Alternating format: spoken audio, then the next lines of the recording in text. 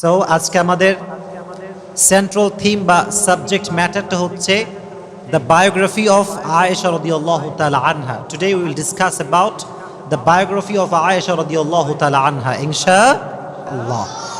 Aisha radiyallahu ta'ala anha হচ্ছেন এক মহিয়সী নারী, এক জান্নাতি নারী। উনি এমন একজন নারী ছিলেন যিনি নবীজির একমাত্র কুমারী স্ত্রী ছিলেন এবং ওনার আব্বার নাম ছিল আবু বকর রাদিয়াল্লাহু তাআলা আনহু এবং ওনার মায়ের নাম ছিল উম্মে বুম্মানা। উনি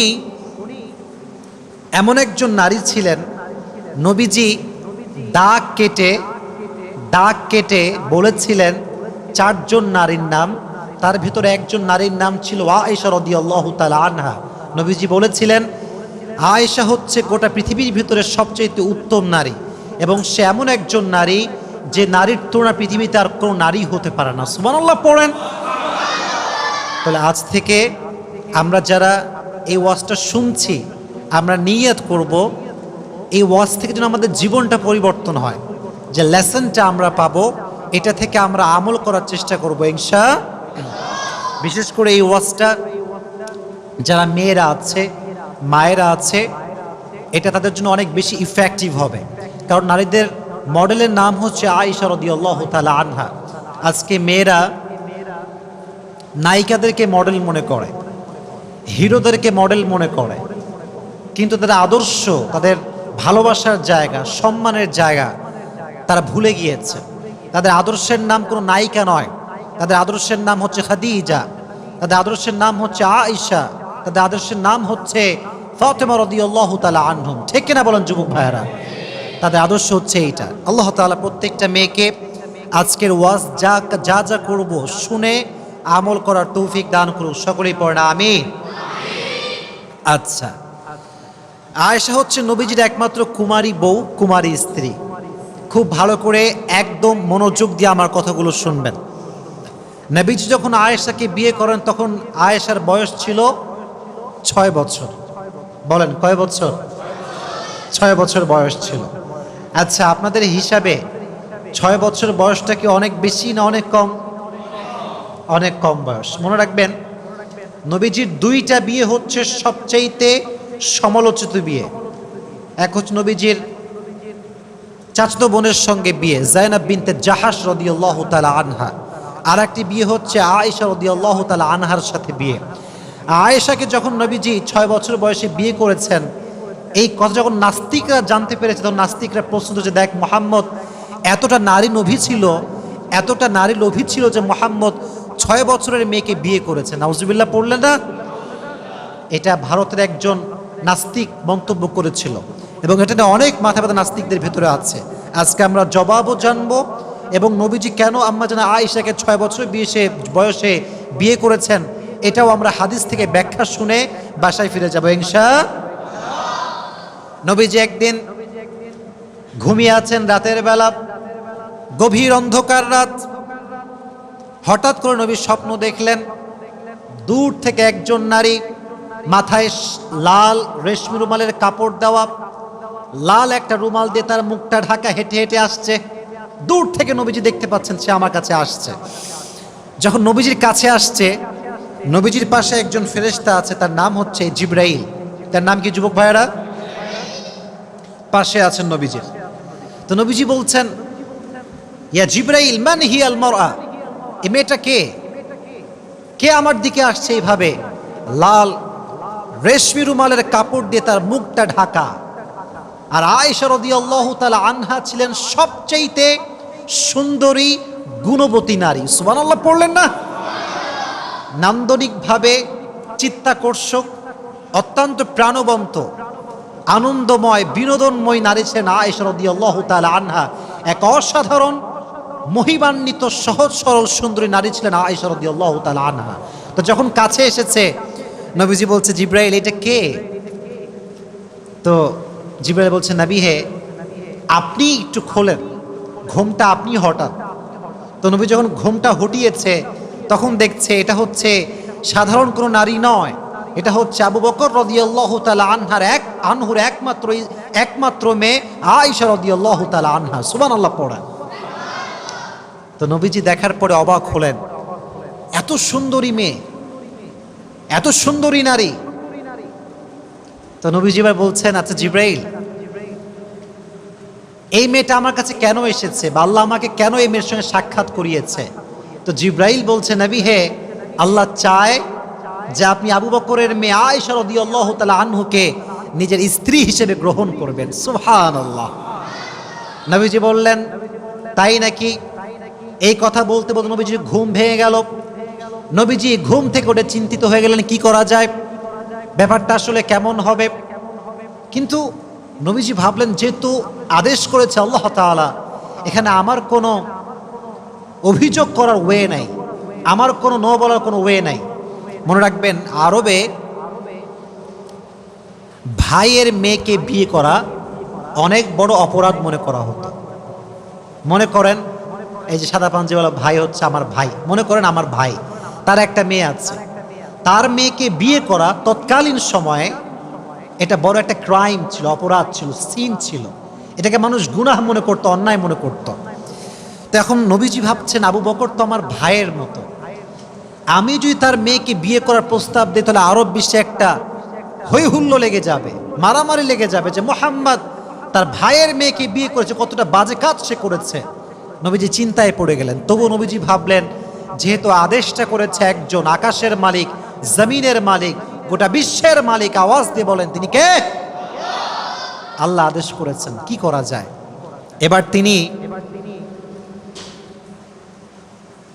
আবু বকরের কাছে প্রস্তাব পাঠালেন যে আমি তোমার মেয়েকে বিয়ে করতে চাই, এই বিষয়ে তোমার মতামতটা কি? উনি তো চিন্তায় পড়ে গেলেন, কারণ নবীজি তো আমার ভাই, আর ভাইয়ের মেয়েকে বিয়ে করার তৎকালীন সময় ভালো কাজ ছিল না খারাপ কাজ ছিল?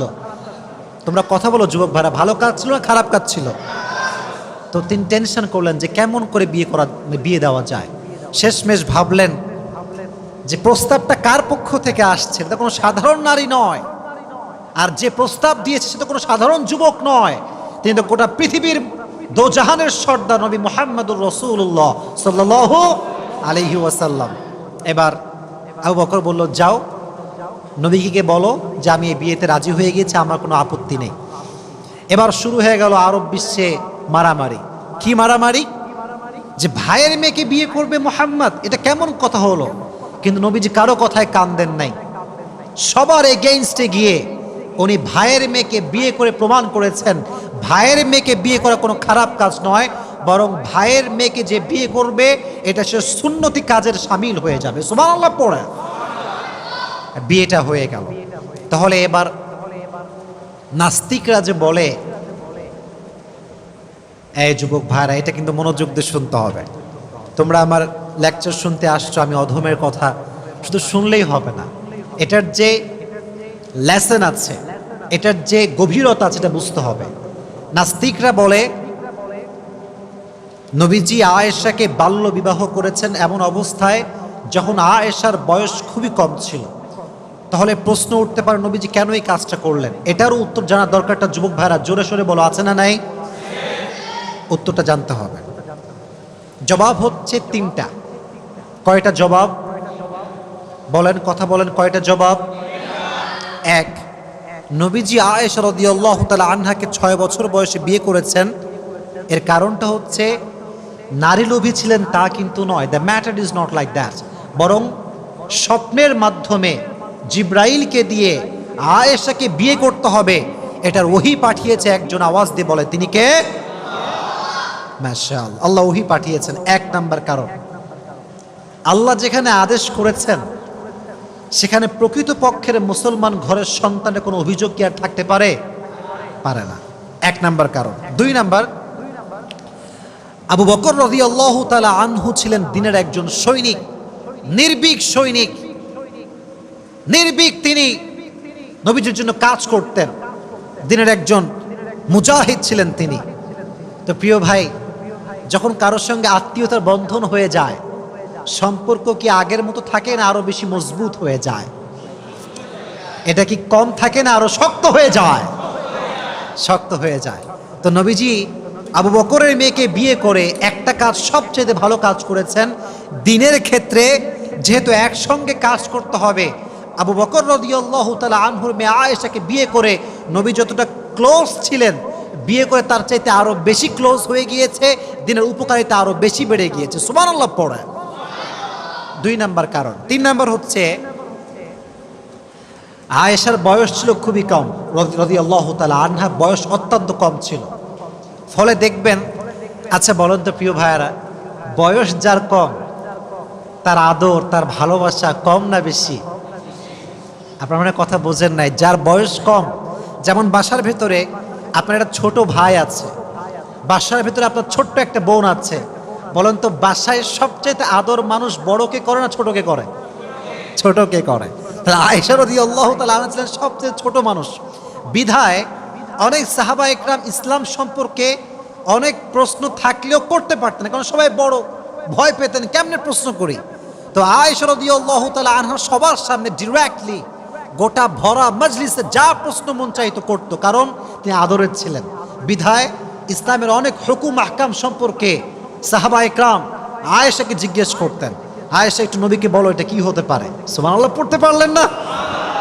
তাহলে আমরা কারণ পেলাম মোট কয়টা? বলেন, জোরে বলেন, কয়টা? এক হচ্ছে আল্লাহ আদেশ দিয়েছেন, 2 নাম্বার আত্মীয়তার সম্পর্ক শক্ত করবার জন্য, 3 নাম্বার ইসলামের জ্ঞানকে আরো বেশি প্রচার করবার জন্য। এজন্য যারা মুসলমান ঘরের সন্তান তারা কখনো নবীজির বিবাহ নিয়ে কোনো প্রকার কোনো আপত্তি করতে পারবে? আল্লাহ আমাদের সবাইকে এটা বোঝার তৌফিক দান করুক। সকলেই মন খুলে পড়া আমিন। এবার দ্বিতীয় বিষয়, এটা ছিল ফার্স্ট চ্যাপ্টার বলতে, এবং এই চ্যাপ্টারটা অনেক বেশি দামি। আচ্ছা, আপনাদের বাড়িতে বউ নাই কার কার হাত তোলে? লজ্জা পাচ্ছে নাকি? বউ নাই সবার? কার কার বউ আছে তারা বাদ দিয়ে, যাদের বউ নাই তারা হাত তোলেন। কারোই বউ নাই? আচ্ছা হাত নামান। আল্লাহ যাদের আমাদের বউটো কেউ নাই তাদের সবাইকে দিনদার নেককার বউ দিয়ে দাও। সকলে পড়া আমিন। যারা আমিন, এ যারা আমিন কানারা কেউ বউ পাবে না। জোরে সোরে পড়া আমিন। নেককার দিনদার বউ চাইবো একজনের কাছে, তিনি কে? দেখুন পৃথিবীতে অনেক কিছু মানুষ না চাইতে পেয়ে যায়, বাট 2টি জিনিস আল্লাহর কাছে চাইতে হয়। 1 নেক স্ত্রী, 2 হচ্ছে নেক সন্তান। রব্বি হাবলি মিনাস সলিহিন। আল্লাহর কাছে চাইবেন যে তুমি আমাকে ভালো বউ দাও, তুমি আমাকে ভালো স্ত্রী দান করো, তুমি আমাকে নেক সন্তান দান করো। এই দোয়াটা করলে কবুল করবে একজন, আওয়াজ দিয়ে বলে তিনি কে? না কপালে কি জুটবে আল্লাহই ভালো জানে। সকলে তাহাজ্জুদের নামাজে দোয়া করবেন তো ইনশাআল্লাহ। আচ্ছা দেখেন, নবীজি আয়েশাকে কত বেশি ভালোবাসতেন এটা হাদিস থেকে জানার দরকারটা যুবক ভাইয়েরা আছে না নাই? জানতে হবে। আমি কয়েকটা হাদিস আপনাদের সামনে উপস্থাপন করব আজকে। এটা যে কত সুন্দর হাদিস, এই হাদিসগুলো শোনার আগে অগ্রিম সকলেই পড়েন সুবহানাল্লাহ। একবার নবীজি সাহাবা একরামদের মাজলিসে বসে আছেন, যেমন ভাবে আমি আপনাদের সামনে বসে আছি। নবীজির সামনে কয়েকশো সাহাবা বসে আছে। একজন যুবক সাহাবা এসে বলল, ইয়া রাসূলুল্লাহ, ইয়া হাবিবাল্লাহ, মান তুহিব্বু আকসার? Who do you love most? নবী হে, আপনি সবচেয়ে বেশি কাকে ভালোবাসেন? আরব বিশ্বে তখন বউকে ভালোবাসা এক কাপুরুষতা মনে করা হতো। যে বউকে ভালোবাসা তাকে বলা হতো কাপুরুষ। তৎকালীন সময়ে প্রথার মাঝখানে নবীজি সমস্ত প্রথাকে ভেঙে দিয়ে সবার সামনে বললেন, সাহাবায়ে কেরাম শোনো, উহিব্বু আয়েশাতা আকসার, আমি নবী আমার স্ত্রী আয়েশাকে সবচাইতে বেশি ভালোবাসি। সুবহানাল্লাহ পড়েন। আমি আমার বউকে সবচাইতে বেশি ভালোবাসি। দেখছেন কত সুন্দর হাদিস, সবার সামনে ওপেনলি বলছে আমি আমার বউকে বেশি ভালোবাসি। 1 নাম্বার হাদিস। 2 নাম্বার হাদিস, এটা হচ্ছে এক মজার হাদিস। মানে যতগুলো হাদিস বলবো তার মাঝে এটা একটা অসাধারণ হাদিস। দেখেন আমাদের হুজুররা যারা আমরা আছি, আমরা বড় খ্যাত বোঝেন, ব্যাকডেটেড, আনস্মার্ট, কি যে বোঝে না তাও বোঝে না, তাও যে বোঝে না তাও বোঝে না।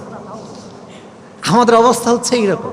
এই যে আমরা হুজুররা যারা একটু স্মার্ট হয়ে চলা ট্রাই করি, আমরা যারা একটু যুবকদের সঙ্গে তাল মিলিয়ে চলি, যুবকদেরকে মোটিভেট করি, আমাদেরকে নিয়েও ফেসবুকে, অনলাইনে, ইউটিউবে মারামারি আছে না নাই? ট্রলের কোনো শেষ নাই। আপনি ইসলামের কাজ করবেন, যুবকরা আপনাকে ভালোবাসবে, আপনার millions of young people follower হবে আর আপনি ট্রলের শিকার হবেন না, ইটস কোয়াইট ইম্পসিবল। এটা হতেই পারে না। বাংলাদেশের সবচাইতে যাকে ট্রল করা হয়েছে সে হচ্ছে মিজানুর রহমান আজহারি, আর এখন সবচেয়ে বড় সেলিব্রিটি বাংলাদেশ যার নাম সে হচ্ছে মিজানুর রহমান আজহারি। ঠিক আছে না কথাটা প্রিয় ভাইয়েরা? ট্রল করে কোনো লাভ হয় না। তো দেখেন, যেটা বলছিলাম, স্মার্ট হতে হবে, রোমান্টিক হতে হবে। আজকালকার স্বামীর এত খ্যাত, যদি বউকে কেউ বলে যে আচ্ছা তোর স্বামী কেমন রে, শালা একটা বাটপার, এর মতো বদমাইশ কেউ নাই। মনে রাখবেন একটা কথা,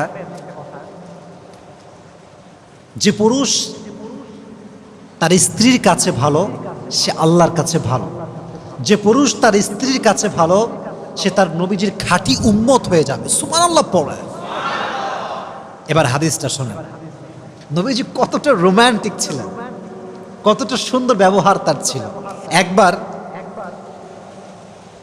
যুদ্ধ করে নবীজি ফিরে আসছিলেন বাসার দিকে, সমস্ত সাহাবা একরাম নবীর সঙ্গে আছেন। তো হঠাৎ করে নবীজি বললেন, এই তোমরা সবাই যাও, সামনে আগাও, আমি আর আয়েশা সবার পেছনে আসব। যখন সব সাহাবা দূরে চলে গিয়েছে, একদম দূরে, তখন আয়েশাকে বলছে, নবীজি বলছেন, আয়েশা চলো আমরা একটা দৌড় প্রতিযোগিতা করি। ওই যে সামনে একটা পিলার দেখছো না, বিশাল বড় লম্বা পিলার, তুমিও দৌড়াবা আমিও দৌড়াবো, দেখবো যে কে আগে যেতে পারে। সুবহানাল্লাহ পড়েন। নবীজি দৌড়ের প্রতিযোগিতা করছেন, আর আজকে যদি হুজুরের বউ হুজুরে বলে চলো একটু ঘুরে আসি, হ্যাঁ বেয়াদব, ফেতনার যুগ, কিসের ঘোরাঘুরি, বস চুপ করে বাড়ির মধ্যে বসে থাক। এরকম আমরা খ্যাত, আমরা রোমান্টিকনেস বুঝি না। তো নবীজি বলেন চলো দৌড়াই। এবার নবীজি দৌড়াতে শুরু করলেন। আয়েশা রাদিয়াল্লাহু তাআলা আনহা নবীজির সঙ্গে দৌড়াতে শুরু করলেন, দুজন দৌড়াচ্ছে। কিন্তু আয়েশা রাদিয়াল্লাহু তাআলা আনহা একটু স্লিম ছিলেন, পাতলা, আর নবীজি একটু বেশি, আয়েশার থেকে একটু বডি বেশি ছিল। মনে রাখবেন, যখন মানুষ দৌড়ায় যে চিকন বেশি সে আগে যায়, আর যে একটু মোটা সে পেছনে থাকে। তো হাদিসে এসেছে আয়েশা রাদিয়াল্লাহু তাআলা আনহা নবীজির চাইতে আরো সামনে এগিয়ে গেলেন।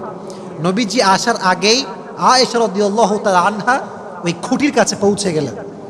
হাঁপাতে হাঁপাতে বললেন, নবী আপনি আমার সঙ্গে পারলেন না, আজকে আমি জিতে গেলাম, আজকে আপনি হেরে গিয়েছেন। সুবহানাল্লাহ পড়ে। রোমান্টিকনেস কাকে বলে? বউকে আদর যত্ন ভালোবাসা কাকে বলে? আবার আর একটা হাদিসে আসছে, এইটা হওয়ার পরে আরো অনেক দিন পরে নবীজি আবার যুদ্ধ থেকে বাসায় ফিরছেন। এবার আয়েশা রাদিয়াল্লাহু তাআলা আনহা বলছে, নবী চলেন আজকে আবার হয়ে যাক, দেখি কে পারে আজকে। আগের বার কে জিতেছিল? আবার বলেন, আগের বার কে জিতেছিল? তো নবীজি বলছে, আহা আগের বার হারছি, আবার যদি আজকে হারি মান সম্মান থাকবে না। তো নবীজি বলছেন, ঠিক আছে চলো আজকে আমরা আবার ট্রাই করি, লেটস গো, শুরু করো, চলো যাই। এবার দুইজন দৌড়াতে শুরু করছে, কিন্তু হাদিসে এসেছে এবার আয়েশা রাদিয়াল্লাহু তাআলা আনহা আগের বারের চাইতে এবার একটু স্থূল হয়ে গিয়েছেন, একটু মোটা হয়ে গিয়েছে। তো যখন দৌড়াতে শুরু করেছে, নবীজি আয়েশার চাইতে একটু সামনে এগিয়ে গিয়েছে, আর দৌড়ে গিয়ে ওই খুঁটিকে ছুঁয়ে বলছে, আয়েশা হাদিহি বিতিলকা, আগেরবার তুমি আমারে হারাইছো, আজ আমি তোমারে হারাই দিলাম। সুবহানাল্লাহ পড়ে। তাহলে এই যে খুনসুটি ভালোবাসা, এটা স্বামী স্ত্রীর মাঝে রাখার দরকারটা যুবক ভাইয়েরা আছে না নাই? এজন্য এই হাদিস থেকে আমি এটাই বোঝাতে চাচ্ছি যে স্বামী যদি স্ত্রীকে ভালোবাসে, স্ত্রী যদি স্বামীকে ভালোবাসে, আরশে আজিম থেকে খুশি হয়ে যায়, একজন জবান খুলে বলেন তিনি কে? এবারে তাকবীর দেন, লিল্লাহি তাকবীর, লিল্লাহি তাকবীর।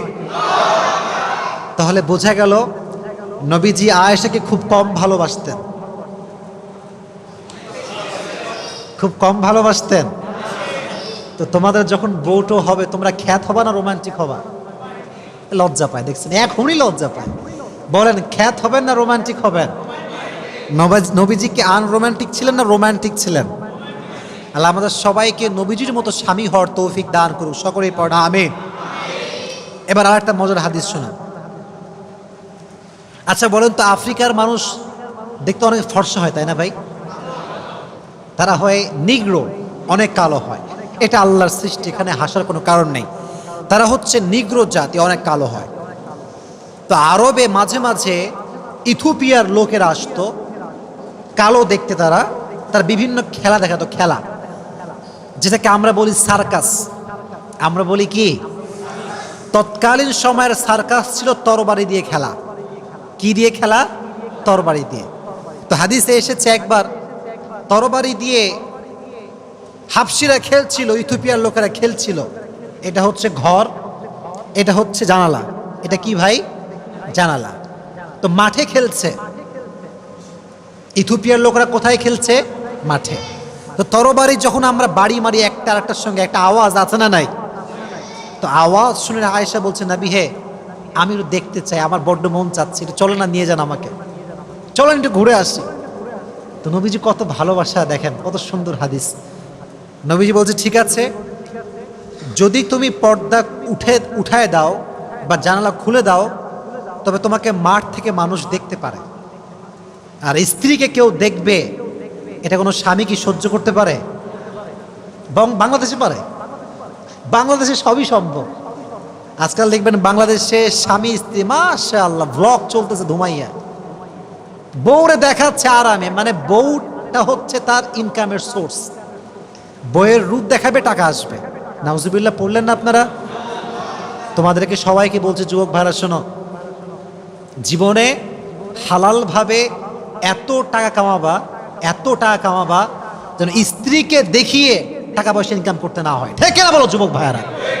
এত টাকা কামাতে হবে তোমাকে, খালি বউরে দেখায় ব্লগ করে বেড়াচ্ছে। এটা বড় মারাত্মক ফিতনা। এটা আমার বউ, আমি দেখব, পৃথিবীর কেউ আমার বউকে দেখার অধিকার রাখে? এবার দেখেন আমার দিকে তাকান, হাদিসটা প্র্যাকটিক্যালি বোঝাচ্ছি। প্র্যাকটিক্যালি এটা হচ্ছে জানালা, এটা হচ্ছে মাঠ। তো নবীজি যেটা করলেন, জানালার কাছে এসে নবীজি দাঁড়ালেন। নবী ছিলেন আয়েশার সাথে একটু লম্বা, আয়েশা নবীর সাথে একটু ছোট ছিল। যখন নবীজি দাঁড়াইছেন, পায়ের যে গোড়ালি আছে এইটা উঠাই দিয়েছেন, ফলে লম্বা একটু কম হবে না বেশি হবে? লম্বা কম হবে না বেশি হবে? নবীজি পায়ের উপরে ভর করে লম্বা হয়ে দাঁড়াইছেন। খুব ভালো করে বুঝবেন হাদিসটার অর্থ কি। আর আয়েশা রাদিয়াল্লাহু তাআলা আনহা ঠিক নবীজির ঘাড়ের পেছনে মাথা দিয়েছেন, পুরো বডি নবীজির সামনে, শুধুমাত্র পিঠের এখান থেকে আয়েশার চোখ দেখা যাচ্ছে। চোখ দেখিয়ে আয়েশা দেখছে খেলা কেমন হচ্ছে, অনেকক্ষণ দেখেছে খেলা। নবীজি বলছেন, আয়েশা মন ভরছে নাকি আরো দেখবা? বলছে, নবী আমি আরো দেখবো, আপনি আরো একটু দাঁড়ান। যতক্ষণ পর্যন্ত আয়েশার মন ভরে নাই, ততক্ষণ পর্যন্ত নবীজি পাটা এমন করে উঁচু করে দাঁড়িয়ে আয়েশার মনোরঞ্জন করেছে। সুবহানাল্লাহ পড়ে।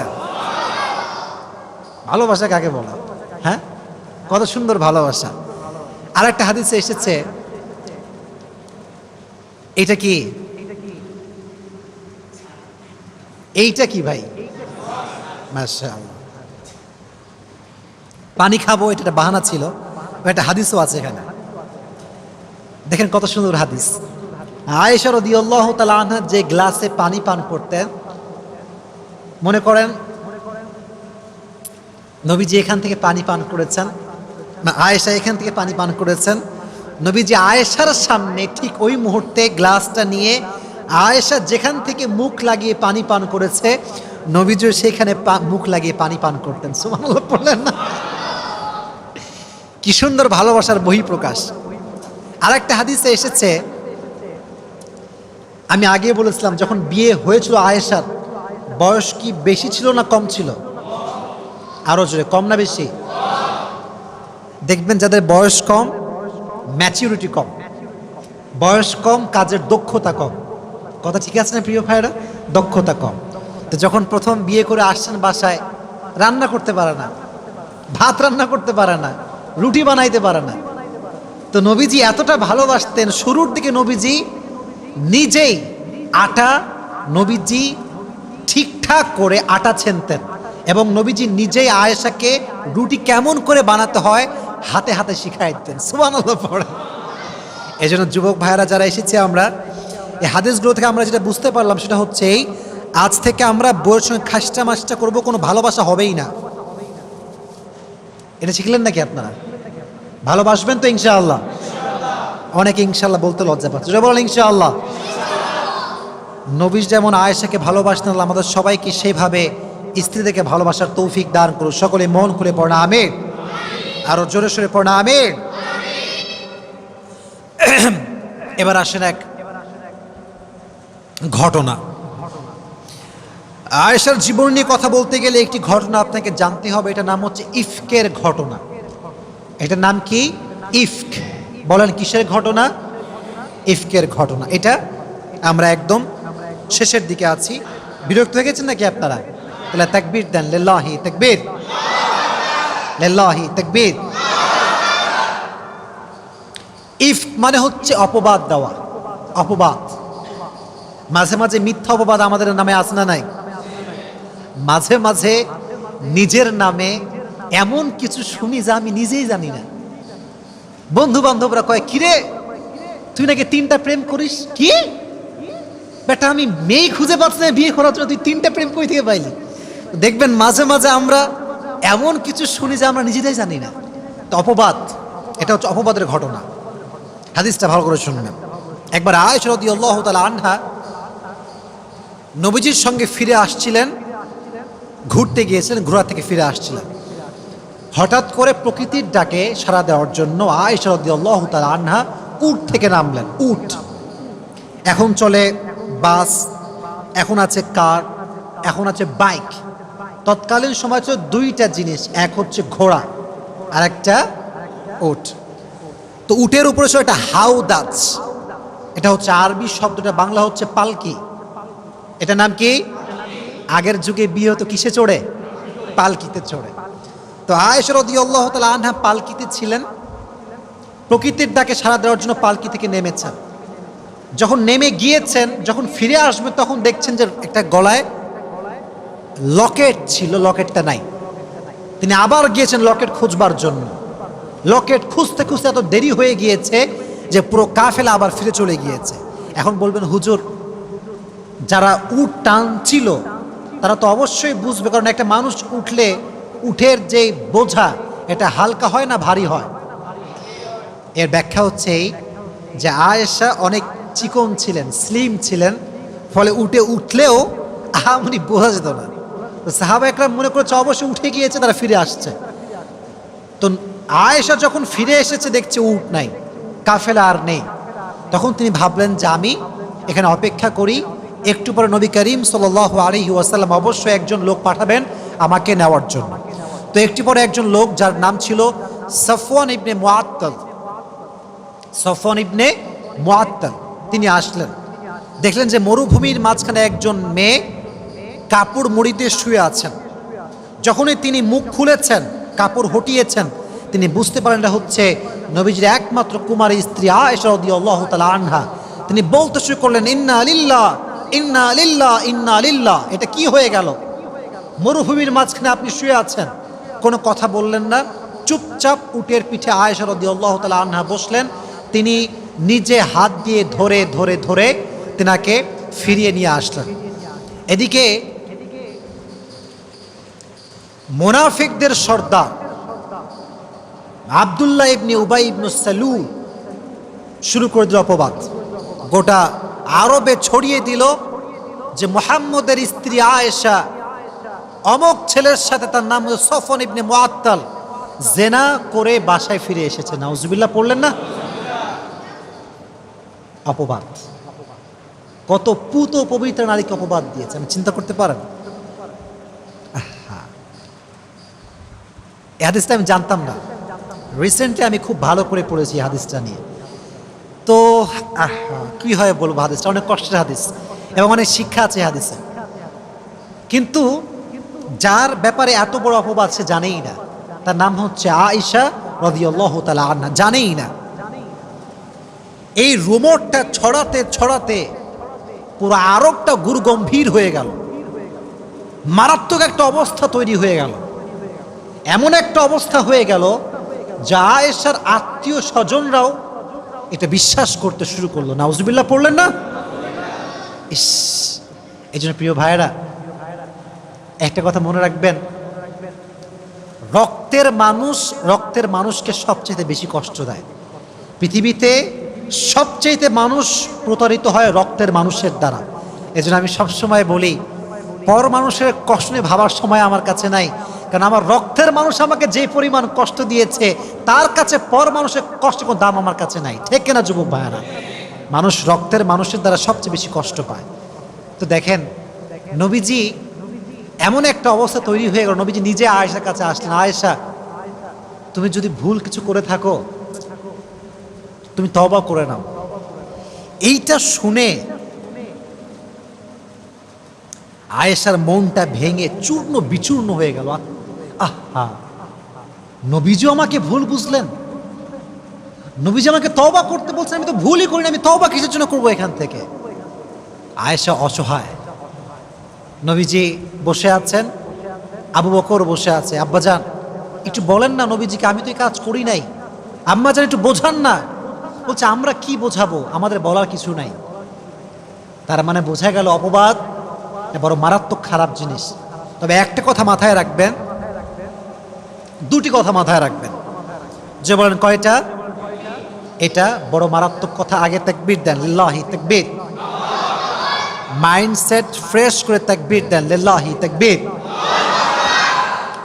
এক নাম্বার কথা হচ্ছে, কখনো মানুষের কাছে নিজেকে আহামরি ব্যাখ্যা দিবেন না। মনে রাখবেন, যে আপনাকে ভালোবাসে তাকে ব্যাখ্যা দেওয়ার কোনো প্রয়োজন নাই, সে আপনার চোখ দেখলেই ব্যাখ্যা বুঝে যাবে।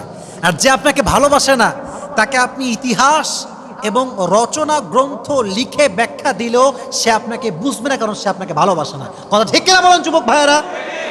এক নাম্বার কথা।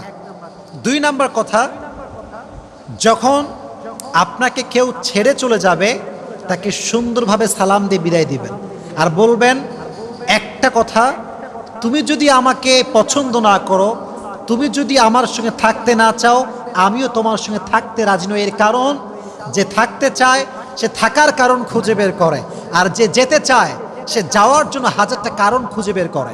যে আমি সেদিনকে একটা কথা শুনছিলাম, মারাত্মক কথা, जो मेरा नहीं मैं भी उसका नहीं, अगर आप मेरा होना नहीं चाहते तो मैं भी आपका होना नहीं चाहता। কথা ঠিক কিনা বলেন যুবক ভাইয়েরা?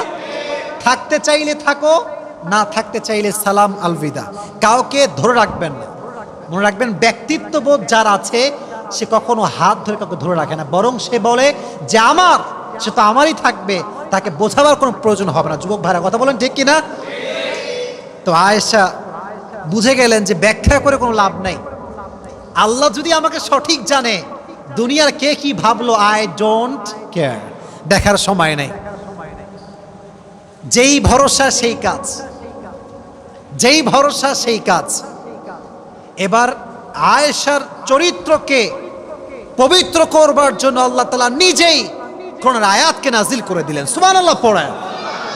আল্লাহ বললেন, ইন্নাল্লাযীনা জাউ বিল ইফকি উসবাতুম মিনকুম লা তাহসাবুহু শাররাল লাকুম। আল্লাহ বললেন, মুমিনরা শোনো, তোমাদের ভিতর থেকে একটা দল আয়েশার ব্যাপারে মিথ্যা অপবাদ নিয়ে আসছে। লা তাহসাবুহু শাররাল লাকুম, তোমরা এটাকে সব দিক থেকে খারাপ মনে করে ফেলো না। বাল হুয়া খায়রুল লাকুম, বরং এখানে একটা কল্যাণ আছে। কল্যাণটা কি? মিথ্যা অপবাদ দিয়েছে বিধায় তো আয়েশার ব্যাপারে আয়াত নাজিল করেছে একজন, তিনি কে? অপবাদ না দিলে আয়াত কি নাজিল হতো? কথা বোঝেন না? অপবাদ না দিলে আয়াত কি নাজিল হতো? ইন এ সেন্স এখানে একটা গুড সাইড আছে, পজিটিভ সাইড আছে, যে আল্লাহ নিজেই আয়াত নাজিল করেছেন। আল্লাহ বলছেন, শোনো, উসবাতুম মিনকুম, তোমাদের মাঝে একটা দল মিথ্যা অপবাদ নিয়ে এসেছে। লা তাহসাবুহু শাররাল লাকুম বাল হুয়া খায়রুল লাকুম, এটা সব দিক থেকে খারাপ নয়, এটা কিছু দিক থেকে ভালো আছে। লিকুল্লি ইমরিইম মিনহুম মাকতাসাবা মিনাল ইসম, যার যেই পরিমাণ গুনাহ করা দরকার ছিল সে সেই পরিমাণ করে ফেলেছে।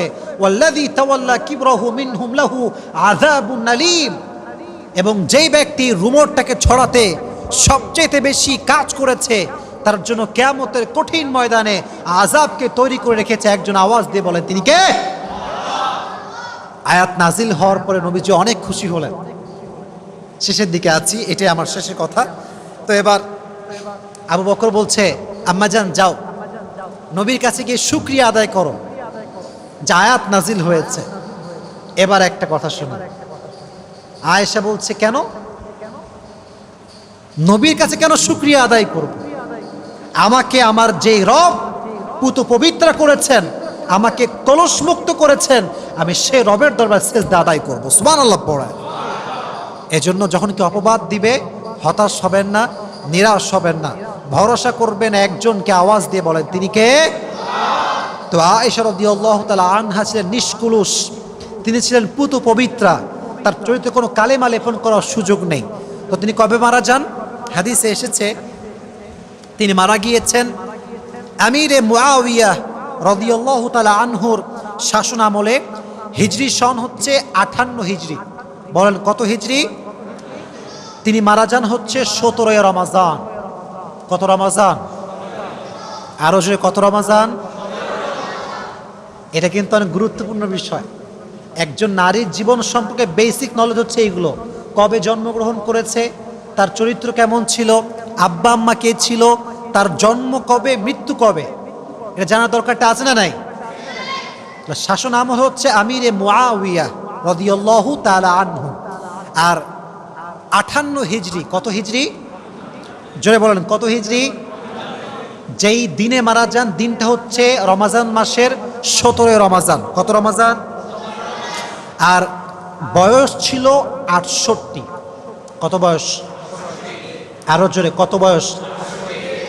নবীজির স্ত্রীদের মাঝে সবচেয়ে বেশি হাদিস যে স্ত্রী বর্ণনা করেছেন তার নাম হচ্ছে আয়েশা রাদিয়াল্লাহু তাআলা আনহা। সুবহানাল্লাহ পড়া। নবীজির স্ত্রীদের মাঝে নবীজি সবচেয়ে যাকে বেশি ভালোবাসতেন তার নাম হচ্ছে আয়েশা রাদিয়াল্লাহু তাআলা আনহা। নবীজি নিজেই একটা হাদিসে বলেছেন, দেখেন নবীজি হাদিসটা বলছি, খুব মনোযোগ দিয়ে শুনবেন। হাদিসটা হচ্ছে নবীজি বলছেন, হাদা কসমি ফিমা আমলিকু ওয়ালা তুআখিযনি ফিমা তামলিকু ওয়ালা আমলিকু।